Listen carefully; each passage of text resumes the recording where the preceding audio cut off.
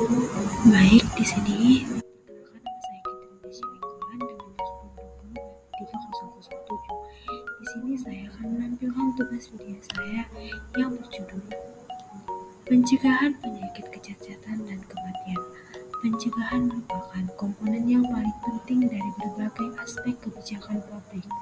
Sebagai contoh, pencegahan kejahatan, pencegahan penyalahgunaan anak, keselamatan berkendara. Banyak juga yang berkontribusi secara langsung maupun tidak langsung untuk kesehatan. Tingkat pencegahan ada 4, yaitu tingkat pertama atau primordial prevention, yang kedua pencegahan tingkat pertama, pencegahan tingkat kedua, dan pencegahan tingkat ketiga. Angka kesakitan dan kematian atau morbiditas dan mortalitas. Morbiditas atau kesakitan merupakan salah satu indikator yang digunakan untuk mengukur derajat kesehatan penduduk. Selain mortalitas atau angka kematian serta umur harapan hidup dari penduduk. Sedangkan mortalitas adalah ukuran jumlah kematian atau umumnya atau karena akibat yang spesifik pada suatu populasi skala besar suatu populasi per dikali satuan. Modifikasi konsep penyakit kecacatan dan kematian yaitu tahap pencegahan, prioritas pencegahan, dan pelayanan pencegahan. Penguatan pelayanan kesehatan primer atau primary health. Yang pertama, meningkatkan memberdayakan masyarakat. Kedua, melaksanakan upaya kesehatan masyarakat atau UPM. Ketiga, melaksanakan upaya kesehatan persembahan. Keempat, memantau dan mendorong pembangunan berwawasan kesehatan. Kasus, di salah satu remaja ada seorang remaja laki-laki yang sudah berusia 20 tahun. Ia tinggal di daerah perkotaan selama 3 tahun terakhir. Ia memiliki kebiasaan buruk yang jarang mengkonsumsi makanan yang seimbang dan bergizi, yang mengakibatkan kualitas hidupnya yang kurang sehat di kala sekarang ini. Dalam kasus ini, apa yang harus dilakukan untuk meningkatkan kualitas hidupnya? Yang A. Mengkonsumsi makanan seimbang dan bergizi. B. Melakukan aktivitas fisik secara teratur. C. Melakukan pemeriksaan dengan baik. E. Harus melakukan hal di atas. Jawaban yang tepat adalah D. Harus melakukan hal di atas.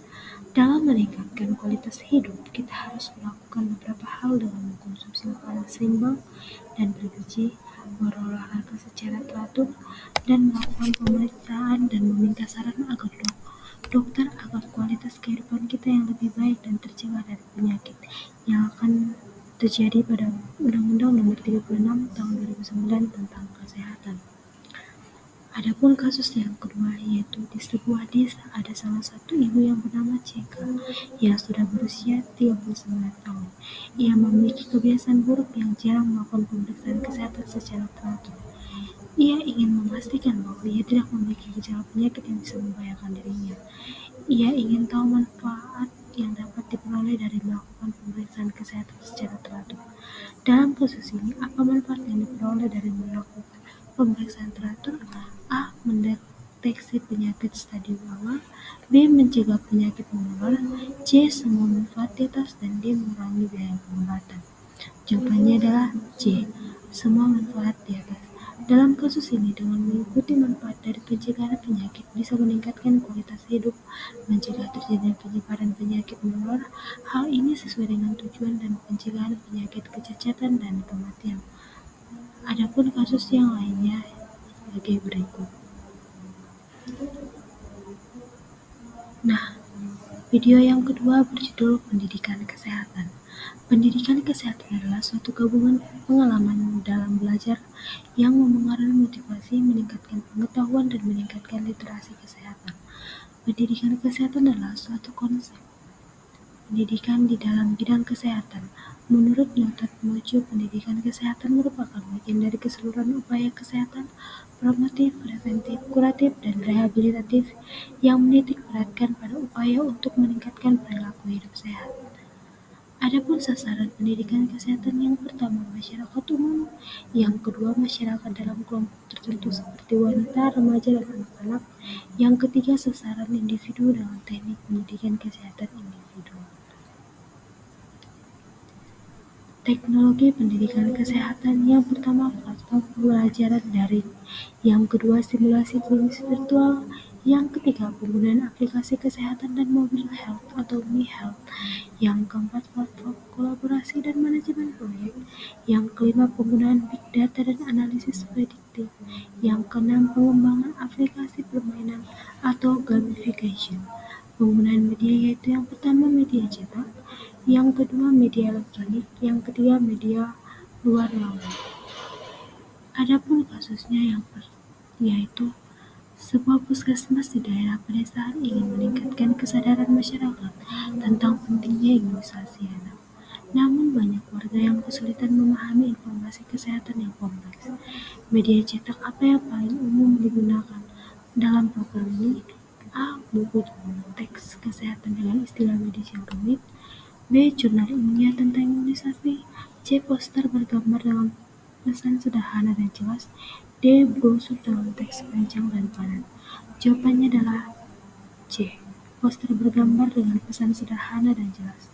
Masyarakat di daerah pedesaan yang mungkin memiliki tingkat literasi kesehatan yang rendah, poster bergambar dengan pesan sederhana dan jelas lebih mudah dipahami daripada buku teks, jurnal ilmiah, atau brosur teks panjang. Gambar dapat membantu menyampaikan pesan secara visual dan pesan sederhana lebih mudah diingat. Adapun kasus yang kedua yaitu sebuah program kesehatan masyarakat ingin menyampaikan informasi tentang bahaya merokok kepada remaja di perkotaan.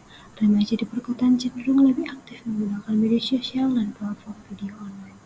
Media elektronik apa yang paling efektif untuk digunakan dalam program ini? A. Siaran radio dengan format ceramah panjang. B. Televisi dengan program dokumenter tentang bahaya merokok. C. Video pendek edukasi di platform media sosial seperti TikTok atau YouTube. D. CD interaksi dengan informasi teks dan gambar. Jawaban yang benar adalah C. Video pendek edukasi dan platform media sosial seperti TikTok atau YouTube. Remaja di perkotaan lebih aktif menggunakan media sosial dan platform video online. Video pendek edukasi dengan format yang menarik dan bahasa yang sesuai dengan remaja lebih efektif daripada siaran radio, televisi, atau CD interaksi. Platform media sosial memungkinkan penyebaran informasi yang cepat dan luas, serta interaksi langsung dengan audiens. Adapun kasus yang ketiga yaitu sebuah program kesehatan masyarakat ingin meningkatkan kesadaran tentang bahaya merokok di kalangan remaja di daerah pinggir kota. Media luar apa yang paling efektif untuk digunakan dalam program ini? Yaitu C. Mural edukasi dengan gambar-gambar yang menggambarkan dampak negatif rokok.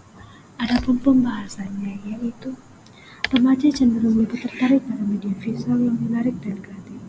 Mural edukatif dengan gambar-gambar yang menggambarkan dampak negatif rokok dapat menarik perhatian remaja dan menyampaikan pesan secara efektif. Mural dapat ditempatkan di lokasi strategis yang sering dikunjungi remaja seperti dinding sekolah, taman bermain, atau pusat komunitas. Iklan layanan masyarakat di papan iklan digunakan. Spanduk di sekolah dan baliho raksasa juga efektif, tetapi mural edukatif lebih relevan dengan target audiens dan pesan yang ingin disampaikan. Baik, sekian pemaparan yang bisa saya sampaikan. Saya ucapkan terima kasih.